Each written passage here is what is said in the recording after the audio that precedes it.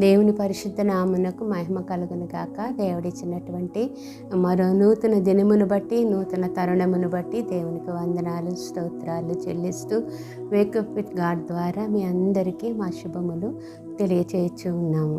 ఈరోజు మన అంశము కౌన్సిలింగ్, సలహాలిచ్చుట లేక గృహాలను కట్టుట.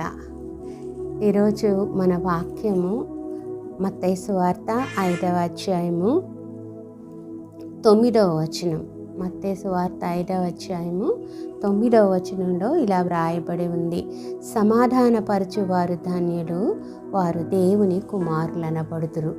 ఈ సమాధానపరచాలి అన్నట్లయితే దీనికి కావలసినది కౌన్సిలింగ్ అంటాం. సరి అయిన రీతిలో అర్థం చేసుకుని, పరిస్థితులను అర్థం చేసుకుని సమయానుకూలమైనటువంటి సలహాలనిచ్చి సమాధానాన్ని చేకూర్చటం. ఇది ఈ దినాల్లో సంఘాలలో కరువైన మూలాన మరి సంఘాలు చీలిపోవడం, కుటుంబాలు దూరం అయిపోవడం, ఇటువంటివన్నీ జరుగుతూ ఉన్నాయి. మరి మనం ఒకసారి కొంచెం ఆలోచన చేస్తే సంఘం అనేది అనేక కుటుంబాల కలయిక. ఈ అనేక కుటుంబాలు కలిసి ప్రార్థన చేసేటప్పుడు కానీ, వాక్యాన్ని ధ్యానించేటప్పుడు కానీ, సహవాసం చేసేటప్పుడు కానీ అందరికీ మధ్య ఉండవలసింది వన్నెస్ ఆఫ్ స్పిరిట్, ఏక మనస్సు, ఏక ఆత్మ. ఏక మనస్సు రావాలంటే ఈ కౌన్సిలింగ్ అనేది చాలా చాలా అవసరమై ఉన్నది. చిన్న చిన్న విషయాల్లో కుటుంబాల మధ్య మనస్పర్ధలు వచ్చి ఒక కుటుంబం వస్తే ఒక కుటుంబం రాకపోవడం, ఒక కుటుంబం వచ్చిన వారిలో మరొక కుటుంబంతో మాట్లాడకపోవడం, ఇటువంటివన్నీ జరుగుతాయి. అందుకనే ముందుగానే మనం వాక్యంలో హెచ్చరించబడ్డాము. సమాధానపరచువారు ధన్యులు, వారు దేవుని కుమారులనబడుదురు. మన పరిశుద్ధ గ్రంథంలో చూసినట్లయితే చాలామంది ఇలా సమాధానపరచిన వారు మనకు కనపడతారు. దెబోరా కనపడుతుంది. నామానుని సమాధానపరిచిన వృద్ధుడైన కౌన్సిలర్ కనపడతాడు. దావీదుని సమాధానపరిచిన నాతాను కనపడతాడు. ఇలాగా బైబిల్ గ్రంథంలో అనేక మంది కుటుంబాల మధ్య, తర్వాత దేవునితో సమాధానం లేనప్పుడు దేవునికి మనిషికి మధ్య సమాధానాన్ని తమ కౌన్సిలింగ్ ద్వారా నెలకొల్పిన వారిని మనం చూస్తాం. అయితే ఇలా ఉండాలి అని దేవుని ఆలోచన. సమాధానం కలిగించే వారంగా మనం ఉండాలి అన్నట్లయితే, ఏక మనస్సు, ఏక ఆత్మ సంఘంలో ఉండడానికి కారణంగా మనం ఉండాలి అన్నట్లయితే మనకు ఉండవలసిన రిక్వైర్మెంట్స్ ఏంటంటే, మొదటిది దేవుని యొక్క జ్ఞానము. దేవునిని ప్రార్థించి ఆయన యొక్క జ్ఞానాన్ని సంపాదించుకోవాలి. జ్ఞానం నాకు ఇవ్వు ప్రభువా. దేనికి జ్ఞానం అంటే, సొలొమోను జ్ఞానం దేనికి అడిగాడంటే పరిపాలన చేయటానికి అడిగాడు. అలాగే సమాధానపరచేవారు జ్ఞానం దేనికి అడగాలంటే అండర్స్టాండింగ్ కొరకు అడగాలి. ఎవరి మధ్య ఈ మనస్పర్ధలు ఉన్నాయో వారి మధ్య సమాధానాన్ని నెలకొల్పడానికి కావలసినటువంటి అండర్స్టాండింగ్ ఇమ్మని అడగాలి. రెండవది, సమాధానపరచే వారికి కావలసింది ఏంటంటే ధైర్యం. మూడవది అభిషేకము. నాలుగవది ఆ మనస్సు, భారము.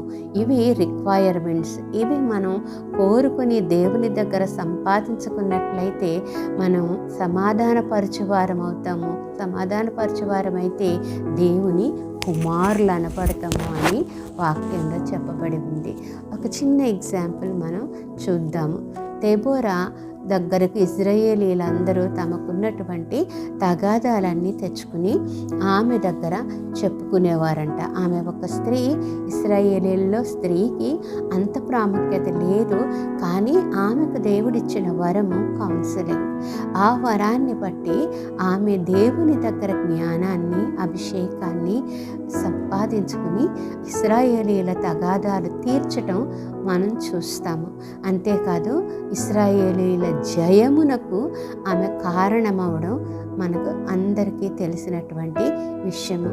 మరి అలాగే ఇశ్రాయేలీలలో సమూయేలు గ్రంథంలో మనం చూసినట్లయితే, ఇశ్రాయేలీలో యుద్ధంలో వారు ఓడిపోయినప్పుడు మరి నామాను అనేటటువంటి వాని ఇంటిలో పని చేయుచున్నటువంటి ఇశ్రాయేలీల బాలిక. ఆమెను చెరపట్టుకుని పోయారు. చిన్నది, కానీ దేవుడు ఆమెకు ఈ కౌన్సిలింగ్ అనేటటువంటి వరాన్ని ఇచ్చాడు. ఆ చిన్నదే పనికత్తే కానీ ఆమె యజమానురాలిని ప్రభావితం చేసింది. ఎంత ప్రభావితం చేసిందంటే, నీవు మా దేశానికి పోయి ఎలీషా ప్రవక్త దగ్గరకు పోయి మన యజమానుని కొరకు ప్రార్థన చేయించినట్లయితే బాగవుతాడు అని చెప్పినప్పుడు ఆమె మాటల్లో ఎంత శక్తి ఉందంటే, యజమానురాలు పని మనిషి మాట విని తన భర్తను కన్విన్స్ చేసి ఆయనను రాజు దగ్గరకు పంపడం. ఇది చాలా అబ్బురమైన పరిస్థితి.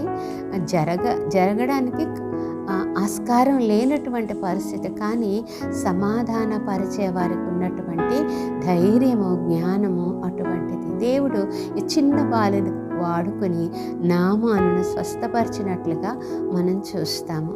మరి అలాగే ఈ నామాను 7 సార్లు యోర్దానులో మునగమని ఎలీషా చెప్పినప్పుడు చాలా కోపం వచ్చింది ఆయనకి. మా దేశంలో నదులు లేవా అనుకున్నాడు, వెళ్ళిపోవాలనుకున్నాడు. కానీ వృద్ధుడైన ఒక పనివాడు ఆయనతో నాయనా అని పిలిచి ఎంతో ప్రేమగా మాట్లాడి, ఏదైనా కష్టమైన పని చేయమంటే నువ్వు చేయవా, ఇది ఈజీ పనే కదా అని చెప్పినప్పుడు ఆ కౌన్సిలింగ్ ఎంతగా నామానుని ప్రభావితం చేసిందంటే, సైన్యాధికారి అయిన ఆయన పనివాని మాటకు లోబడి నీళ్లలో మునగడం, స్వస్థత పొందడం కూడా మనం చూస్తాము.